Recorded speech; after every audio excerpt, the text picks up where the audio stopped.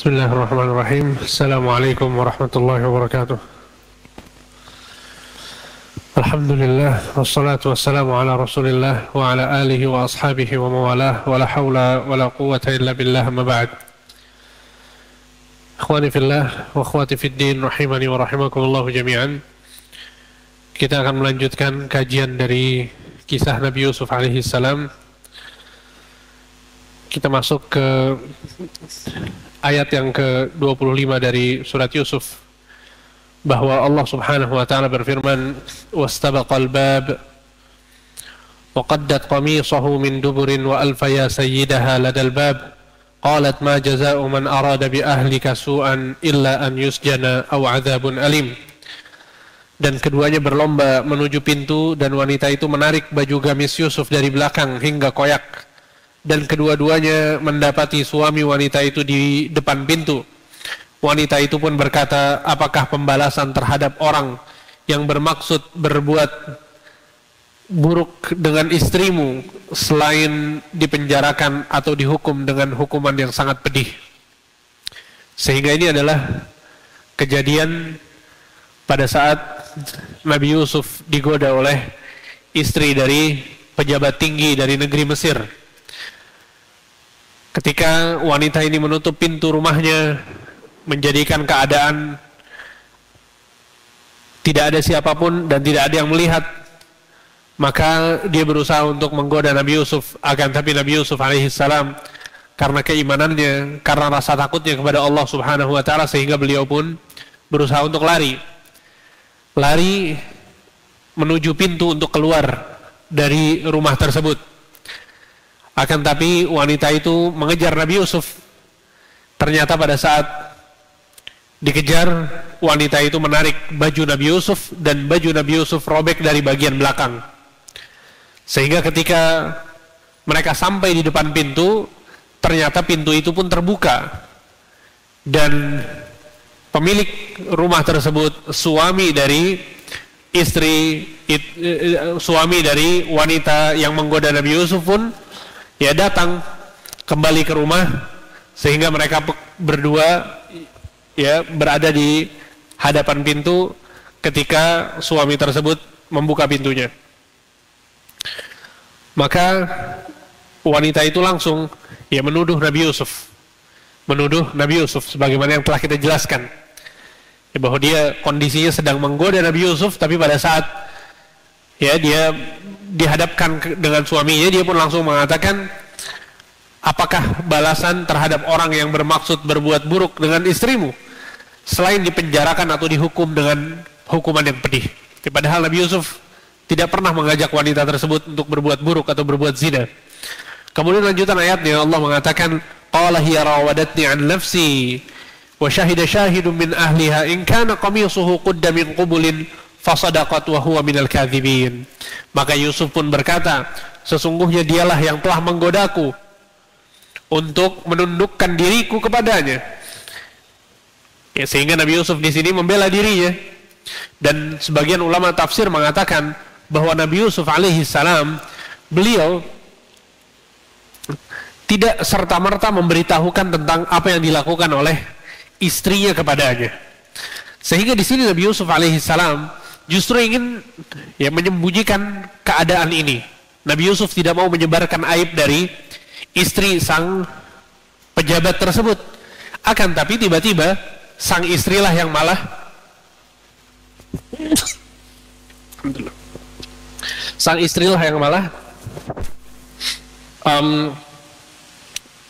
menuduh Nabi Yusuf alaihissalam.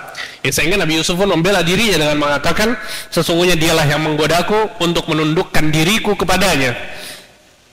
Kemudian kata Allah, dan ada seseorang yang bersaksi dari keluarga wanita itu, dia memberikan kesaksiannya dengan mengatakan, jika baju gamisnya robek di bagian depan, maka wanita itu yang benar, dan Yusuf termasuk dari orang-orang yang dusta. Kemudian kata Allah, wa in kana qamisuhu qudda min duburin fakadzabat wa huwa minas shadiqin. Akan tapi jika bajunya Nabi Yusuf itu robek dari bagian belakang, maka wanita itulah yang dusta, dan Yusuf termasuk orang-orang yang benar. Ya, sehingga ini yang terjadi. Ya, jadi sebagian ulama menyebutkan siapa maksud dari saksi di dalam ayat ini. Mereka mengatakan maksud dari saksi di dalam ayat ini adalah sepupu dari Zulaikha, ya, sepupu dari istri raja tersebut, sehingga dialah yang bersaksi. Dan sebagian ulama juga menyebutkan bahwa sepupu dari Zulaikha ini berharap bahwa yang benar adalah Zulaikha, bukan Yusuf. Oleh karena itu dia mengatakan, in kana qamisuhu qudda min dubur fakadzabat, in kana qamisuhu qudda min qubulin fasadaqat wa huwa minal kadzibin. Dia mengatakan yang pertama, jika seandainya bajunya Yusuf itu robek dari bagian depan, maka sungguh yang jujur adalah Zulaikha, dan Yusuf termasuk dari orang-orang yang dusta. Ya, jadi disebutkan yang jujur itu istrinya dulu, baru kemudian Nabi Yusuf. Ini menunjukkan bahwa sang saksi yang termasuk dari keluarga wanita ini berharap bahwa yang benar adalah wanitanya. Ya, akan tapi dia berusaha untuk adil, ya, bahwa inilah yang menurut dia paling fair, ya, bahwa ini akan kejadian ini bisa ditunjukkan dengan di mana robeknya bajunya Nabi Yusuf alaihissalam. Ya, maka ternyata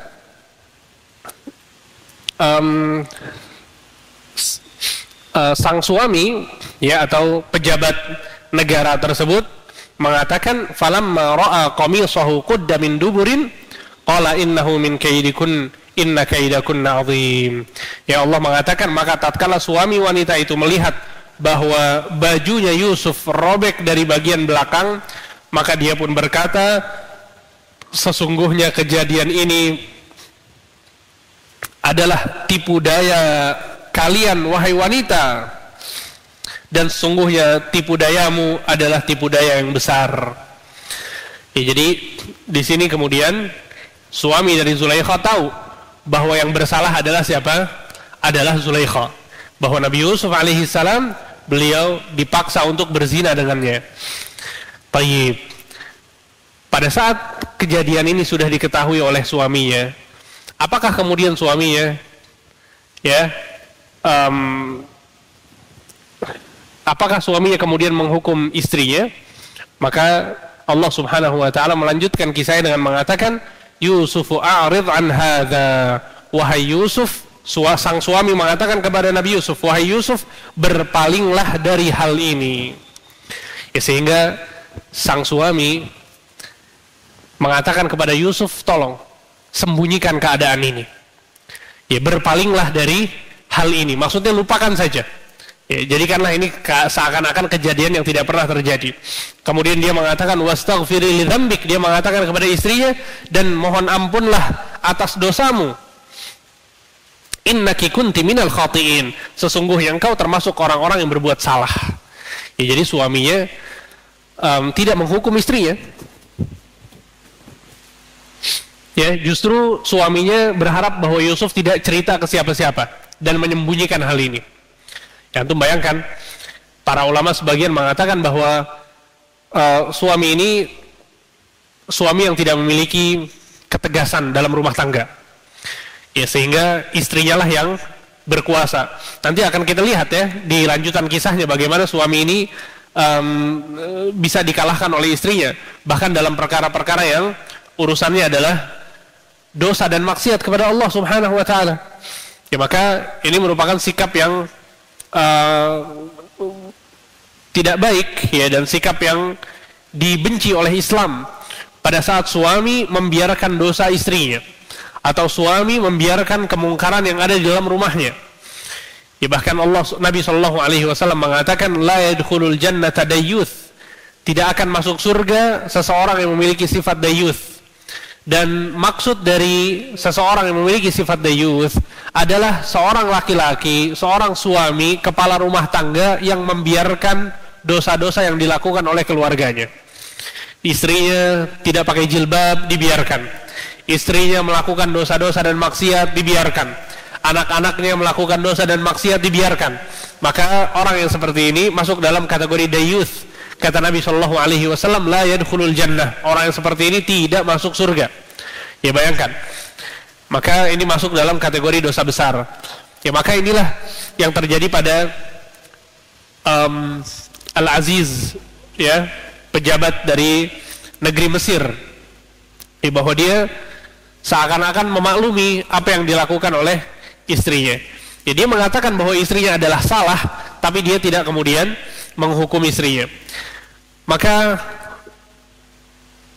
kisah ini, ya, bahwa istri pejabat tinggi negeri Mesir menggoda budaknya, itu tersebar di negeri Mesir, sehingga para wanita dari istri-istri pejabat dan orang-orang kaya di negeri Mesir pada saat itu, mereka membicarakan tentang hal ini, sehingga Allah Subhanahu wa taala berfirman, wa qala niswatun fil madinati imra'atul aziz turawidu fataha an nafsihi qad shaghafaha hubba inna lanaraha fi dhalalin mubin. Allah mengatakan, dan wanita-wanita di kota berkata, istri Al-Aziz, maksudnya Zulaikha, menggoda budaknya untuk menundukkan dirinya kepadanya, maksudnya untuk berzina kepadanya. Sesungguhnya cintanya kepada budaknya itu adalah cinta yang sangat mendalam. Sesungguhnya kami memandangnya dalam kesesatan yang nyata. Ya, sehingga orang-orang mencibir Zulaikha. Mereka mencibir karena dia adalah wanita yang kaya raya, wanita yang cantik, istri dari pejabat di negeri Mesir, akan tapi malah menggoda budaknya. Ya, bukannya budaknya yang menggoda majikannya, ini malah majikannya yang menggoda budaknya. Maka ini yang dikatakan oleh wanita-wanita yang ada di negeri Mesir. Maka kemudian Allah melanjutkan kisah ini dengan mengatakan, falamma sami'at bimakrihinna arsalat ilaihinna wa a'tadat lahunna muttaka'a wa atat kulla wahidatin minhunna sikina wa qalat ikhruj alaihin falamma ra'aynahu akbarnahu wa qatta'na aydiyahunna wa qulna hasha lillah ma hadha bashara in hadha illa malakun karim. Ya, maka kemudian kata Allah Subhanahu wa taala, maka tatkala wanita itu, maksudnya Zulaikha, mendengar cercaan mereka, maka ia pun mengundang wanita-wanita tersebut ke rumahnya, dan disediakan bagi mereka tempat duduk, dan diberikan kepada masing-masing dari mereka sebuah pisau untuk memotong jamuan. Ini yang dilakukan oleh Zulaikha. Pada saat dia tahu orang-orang mencibirnya, ya, membicarakan dia bahwa dia adalah wanita yang tidak wajar, ya, karena mengajak budaknya sendiri untuk berzina, akhirnya diundang wanita-wanita tersebut ke rumahnya untuk makan. Nah, pada saat di meja makan, wanita ini Zulaikha, ya, memberikan kepada seluruh wanita yang hadir pisau yang tajam dan buah yang harus dikupas. Ya, sebagian ulama menyebutkan buahnya adalah utruj. Ya, utrujah atau utruj itu adalah buah yang nggak bisa dimakan kecuali setelah dikupas. Maka Zulaikha menyembunyikan Yusuf dan mengatakan kepada salah satu pembantunya bahwa pada saat aku memberikan isyarat nanti, tolong perintahkan Yusuf untuk keluar. Ya, untuk keluar agar dilihat oleh tamu-tamu yang datang. Maka pada saat wanita-wanita yang datang itu seluruhnya telah memegang pisau dan memotong, ya, buah yang akan dikupas dan dipotong, maka Zulaikha pun memerintahkan pembantunya untuk mengeluarkan Yusuf dan memperlihatkan Yusuf di hadapan wanita-wanita tersebut. Maka Allah mengatakan, falamma ra'aynahu akbarnahu wa qatta'na aydiyahun. Maka pada saat Yusuf keluar, wanita-wanita itu melihatnya, dan tatkala wanita-wanita itu melihatnya, mereka kagum kepada keelokan parasnya, dan mereka pun memotong tangan-tangan mereka sendiri. Jari jemarinya dipotong dengan pisau yang sedang digunakan untuk memotong buah. Kemudian mereka mengatakan, qulna hasya lillah. Dia mengatakan, maha sempurna Allah. Ma hadza basyaran in hadza illa malakun karim. Sesungguhnya dia bukanlah manusia, sesungguhnya dia adalah malaikat yang mulia. Ini saking kagumnya mereka dengan paras Yusuf alaihissalam. Dan Nabi Muhammad SAW menyebutkan dalam sebuah hadis bahwa Nabi Yusuf qad u'tiya syatral husn, bahwa Nabi Yusuf telah diberikan oleh Allah setengah dari keindahan rupa manusia. Yang bayangkan, dari seluruh keindahan rupa manusia, setengahnya milik Nabi Yusuf alaihissalam. Ya, saking gantengnya beliau, saking indahnya paras beliau. Sehingga dari sini, ya kemudian para ulama mengatakan, wanita-wanita tersebut benar-benar memotong jari jemari mereka. Benar-benar memotong jari jemari mereka. Karena saking dahsyatnya rasa kagum mereka kepada Nabi Yusuf alaihissalam. Maka pada saat kondisi ini terjadi, wanita-wanita kagum sampai motong tangan-tangan mereka, maka Zulaikha mengatakan di ayat berikutnya, Allah bercerita, qalat fadzalikunna alladzi lumtunnani fi. Zulaikha mengatakan, itulah dia orang yang kalian telah mencelaku karenanya. Ya, kalian mencela diriku karena aku tertarik pada orang ini. Maka lihat keadaannya seperti ini, rupanya seperti ini, dan kalian sampai memotong tangan-tangan kalian sendiri. Ya, kemudian kata Zulaikha, walaqad rawatuhu an nafsihi fasta'sam. Kata Zulaikha, dan sesungguhnya aku telah menggoda dia untuk menundukkan dirinya kepada aku, akan tapi dia tetap menolak. Ya, jadi ini adalah kesaksian dari Zulaikha sendiri bahwa mereka tidak pernah berzina, bahwa Nabi Yusuf betul-betul menolak ajakan dari Zulaikha. Ya, Zulaikha bercerita kepada orang-orang yang hadir di situ. Kemudian kata Zulaikha, wala illam yaf'al ma amuruhu layusjananna wa la yakuna minas sagirin. Dan sesungguhnya jika dia tidak mau menaati apa yang aku perintahkan kepadanya, niscaya dia akan dipenjarakan dan dia akan termasuk orang-orang yang hina. Ya, jadi kata para ulama, Zulaikha setelah kejadian dia ketahuan sama suaminya, dia belum mengurungkan niatnya untuk berzina dengan Yusuf. Paham ya? Dia masih terus mau menggoda Yusuf untuk berzina dengannya. Ya, sekali lagi ini menunjukkan bahwa sang suami ini adalah seorang suami yang dayuth, yang tidak tegas terhadap istrinya dalam perkara agama. Ya. Na'udzubillah min dzalik. Jadi sampai saat ini sang wanita masih ingin mengancam Nabi Yusuf. Dia mengatakan, wa illam yaf'al ma amuruhu, jika seandainya dia tidak mau menaati apa yang aku perintahkan, maka dia akan dipenjarakan dan termasuk dari orang-orang yang hina. Ya, maka dalam kondisi seperti ini, Nabi Yusuf pun berdoa kepada Allah dengan mengatakan, qala rabbi sijnu ahabbu ilayya mimma yad'unani ilayh wa illa tasrif anni kaidahunna asbu ilayhinna wa akum minal jahilin. Yusuf pun berkata, wahai Tuhanku, penjara lebih aku sukai daripada memenuhi ajakan mereka kepadaku. Dan jika engkau tidak menghindarkan daripadaku tipu daya mereka, tentu aku akan cenderung untuk memenuhi keinginan mereka, dan tentulah aku termasuk dari orang-orang yang bodoh. Ya, lihat di sini Nabi Yusuf alaihissalam pada saat diancam oleh Zulaikha untuk dipenjarakan jika dia tidak mau menuruti apa yang dia inginkan, maka dalam kondisi Nabi Yusuf lebih memilih penjara daripada berzina dengan wanita tersebut.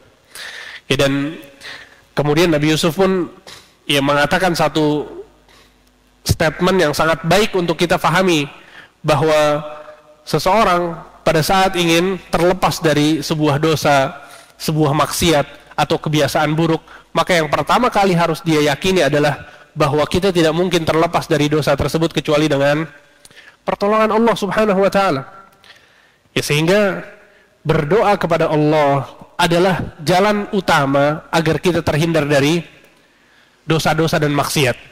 Sebagaimana yang sudah kita jelaskan pada pertemuan yang lalu, pada saat Zulaikha mengatakan kepada Yusuf, hai talak, aku sudah siap untuk berzina denganmu, aku sudah mempersiapkan diriku untukmu, kemarilah. Apa kata Nabi Yusuf? Qala ma'adzallah. Yang pertama kali yang diucapkan oleh Nabi Yusuf adalah, aku berlindung kepada Allah. Innahu rabbi ahsana mathwaya, sesungguhnya dia adalah Tuanku yang telah memberikan kebaikan kepadaku. Ya, sehingga maksudnya adalah yang pertama kali dilakukan oleh Nabi Yusuf untuk terhindar dari dosa ini adalah dengan berdoa. berdoa kepada Allah Subhanahu wa taala. Ya, jadi doa adalah segala-galanya agar kita terhindar dari dosa-dosa dan maksiat. Ya, bahkan ada seorang sahabat yang mendatangi Nabi Shallallahu alaihi wasallam kemudian mengatakan orang yang terjerumus ke dalam zina dan dia sulit untuk keluar dari dosa tersebut. Maka Nabi Shallallahu alaihi wasallam memegang hatinya kemudian mengatakan dengan berdoa, Allahumma tahhir qalbah wa hassin farjah. Ya Allah, sucikanlah hatinya dan jagalah kemaluannya. Maksudnya supaya dia tidak berzina lagi. Orang itu pun mengatakan, setelah aku didoakan oleh Nabi Shallallahu alaihi wasallam, maka aku tidak lagi memiliki keinginan untuk terjerumus dalam dosa zina. Yang bayangkan, lihat bagaimana kekuatan doa untuk menghalangi seseorang dari dosa dan maksiat. Maka inilah yang diucapkan oleh Nabi Yusuf alaihissalam. Ya, wa illa tasrif anni kaidahunna asbu ilaihinna wa akum minal jahilin. Jika seandainya ya Allah engkau tidak menghindarkan diriku dari tipu daya mereka, maka tentu aku akan cenderung untuk memenuhi keinginan mereka, dan tentulah aku termasuk dari orang-orang yang bodoh, yang maksudnya yang melakukan maksiat. Tayyib. Kemudian kata Allah Subhanahu wa taala di ayat berikutnya, ayat yang ke-34, fastajaba lahu rabbuhu fasarafa anhu kaidahun innahu huwas samiul alim. Maka Tuhannya memperkenankan doa Yusuf dan dia menghindarkan Yusuf dari tipu daya mereka. Sesungguhnya dialah yang maha mendengar lagi maha mengetahui. Allahu Akbar. Doanya Nabi Yusuf dikabulkan oleh Allah agar terhindar dari godaan wanita-wanita tersebut. Tsumma bada lahum min ba'di ma ra'awul ayati la yasjununnahu hatta hin. Kemudian timbullah pikiran pada mereka setelah melihat tanda-tanda kebenaran Yusuf bahwa mereka harus memenjarakannya sampai waktu tertentu. Ya, ini para ulama juga menjelaskan bahwa pada saat sang suami melihat ya betapa besarnya dampak dari ketampanan Nabi Yusuf terhadap wanita-wanita yang ada di kota ketika itu, maka dia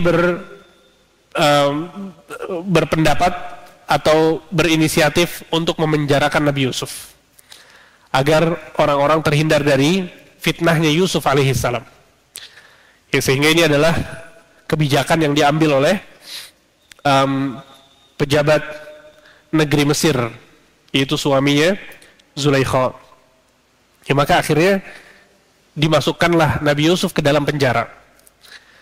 Ketika Nabi Yusuf dimasukkan ke dalam penjara, ya ikhwan, ya, sebagian orang masih menyangka bahwa Nabi Yusuf masuk penjara karena apa? Karena menggoda Zulaikha. Ya, sehingga ini masih tersebar di kalangan masyarakat. Ya. Maka Allah Subhanahu wa taala kemudian menceritakan keadaan Nabi Yusuf pada saat berada di dalam penjara. Allah berfirman, wa dakhala ma'ahu sijna fatayan. Maka ketika Nabi Yusuf masuk penjara, bersama dengan dia masuk pula ke dalam penjara dua orang pemuda. Jadi ternyata Nabi Yusuf alaihissalam ya bersama dua orang pemuda di dalam penjara. Maka salah satu dari mereka mengatakan, qala ahaduhuma inni arani a'siru khamra. Orang yang pertama mengatakan, sesungguhnya aku melihat di mimpiku bahwa aku memeras anggur. Wa qala al-akhar, kemudian orang yang kedua mengatakan, inni arani ahmilu fawqa ra'si khubzan ta'kulu at-tayru minhu. Sesungguhnya aku bermimpi bahwa aku membawa roti di atas kepalaku. Sebagiannya dimakan oleh burung-burung. Nabi'na bi ta'wilih, berikanlah kepada kami takbirnya. Inna lanaraka minal muhsin, inna naraka minal muhsin. Sungguhnya kami memandangmu termasuk dari orang-orang yang berbuat baik. Ya, di sini para ulama menyebutkan ya bahwa Nabi Yusuf alaihissalam ketika dia masuk penjara, maka dia beribadah kepada Allah Subhanahu wa taala, berdoa kepada Allah Subhanahu wa taala, sehingga pada saat kedua orang ini melihat Nabi Yusuf, mereka melihat bahwa orang ini adalah sosok orang yang, Nabi Yusuf adalah sosok orang yang sangat soleh, sangat baik, Sehingga mereka pun pada saat melihat sebuah mimpi, mereka bertanya kepada Nabi Yusuf karena melihat kesolehan dan kesungguhan Nabi Yusuf dalam beribadah. Maka itu mimpi yang dilihat oleh dua orang yang bersama Nabi Yusuf alaihissalam di penjara. Jadi mereka ingin mengetahui tentang arti dari mimpi mereka. Yang pertama tadi apa mimpinya? Bahwa dia melihat dirinya sedang memeras anggur. Dia membuat anggur untuk menjadi khamr. Kemudian yang satu lagi, dia melihat di mimpinya bahwa dia membawa roti-roti di atas kepalanya, kemudian ada burung yang hinggap dan memakan dari roti tersebut. Maka Nabi Yusuf pun mengatakan, qala la ya'tikuma ta'amun turzaqanihi illa nabba'tukuma bita'wilihi qabla an ya'tiyakuma. Dzalikuma mimma 'allamani rabbi inni taraktu millata qaumin la yu'minuna billahi wa hum bil akhirati hum kafirun. Nabi Yusuf mengatakan, tidak disampaikan kepada kalian berdua makanan yang akan diberikan kepada kalian, melainkan aku telah dapat menerangkan jenis makanan itu sebelum makanan itu sampai kepada kalian. Ya. Kemudian kata beliau, yang demikian itu adalah sebagian dari apa yang diajarkan kepadaku oleh Tuhanku. Sesungguhnya aku telah meninggalkan agama orang-orang yang tidak beriman kepada Allah, sedangkan mereka ingkar, kufur ya kepada akhirat atau hari akhir. Di sini Nabi Yusuf alaihissalam menjelaskan bahwa ini adalah ilmu yang beliau dapatkan dari Allah subhanahu wa ta'ala. Akan tetapi di antara bentuk kecerdasan Nabi Yusuf tidak langsung menafsirkan mimpi mereka. Pertanyaan mereka ditunda dulu oleh Nabi Yusuf. Nabi Yusuf menyebutkan dulu muqaddimah sampai akhirnya nanti beliau menafsirkan mimpinya.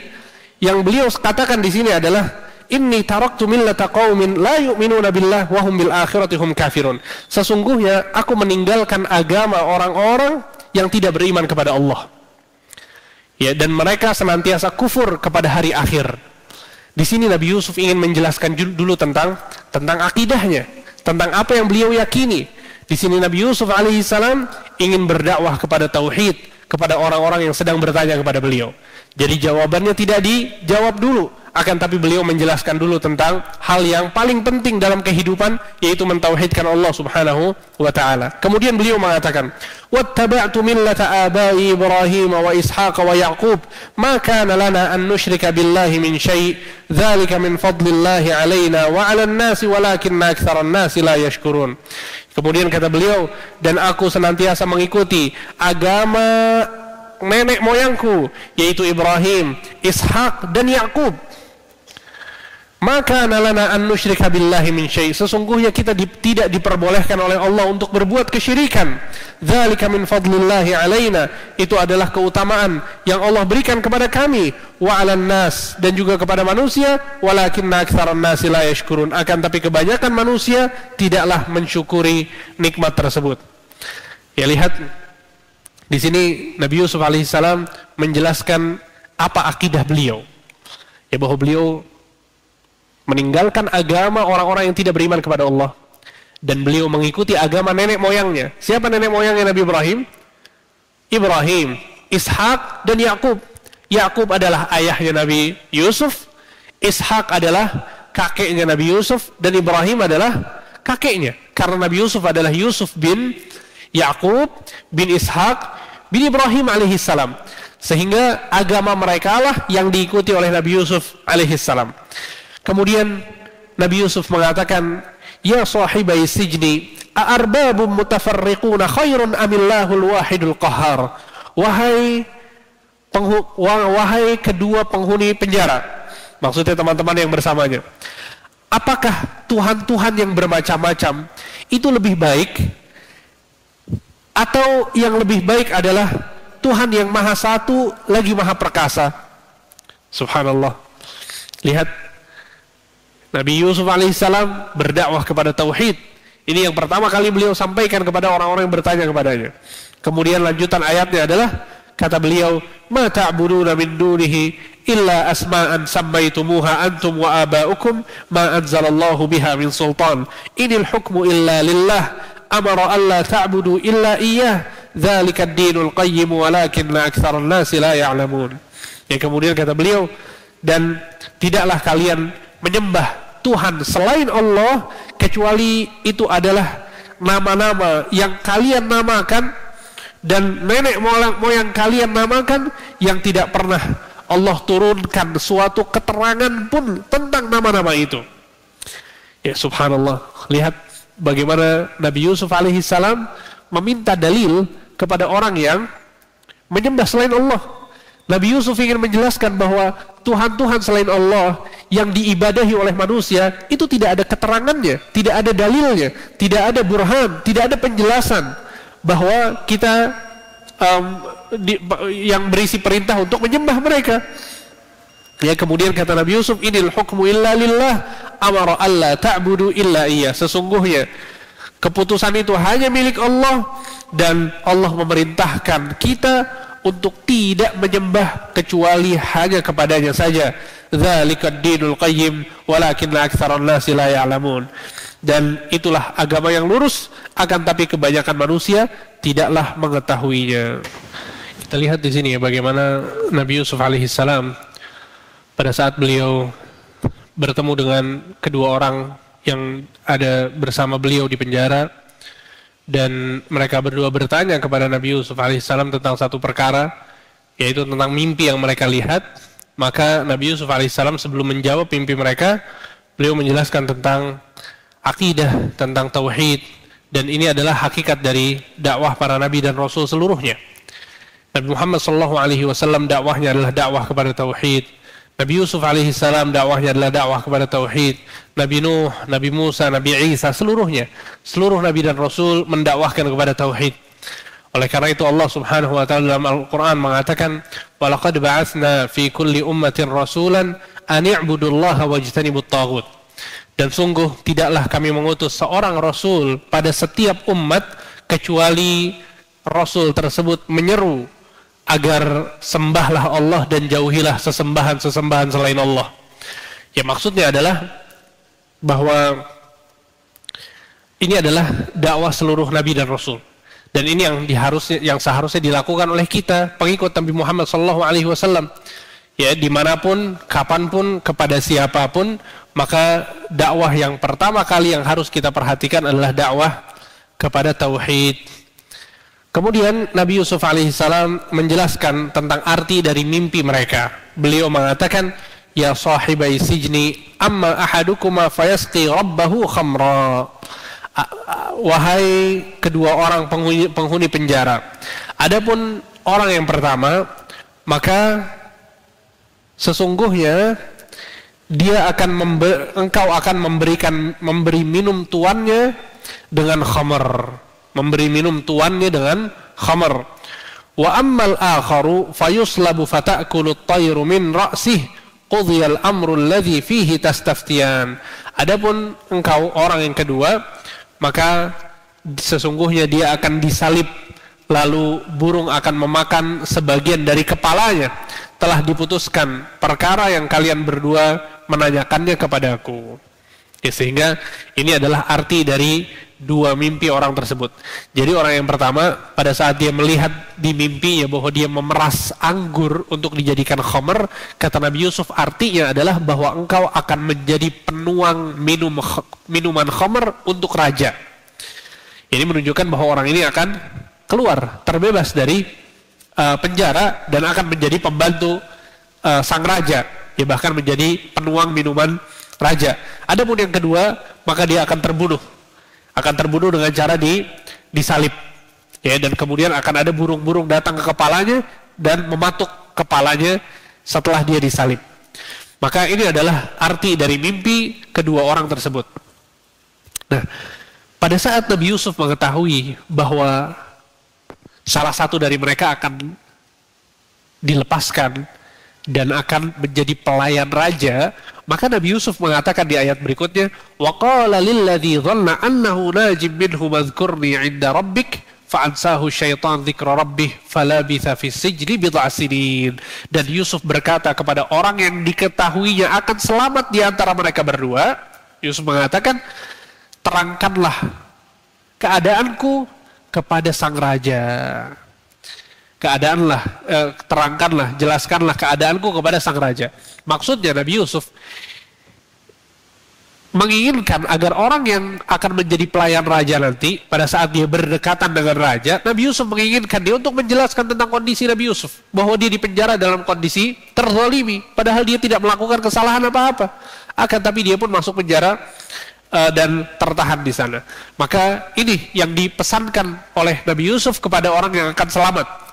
Ya, kemudian kata Allah, fa'ansahu syaitanu dzikra rabbih falabitha fis sijni bid'a sinin.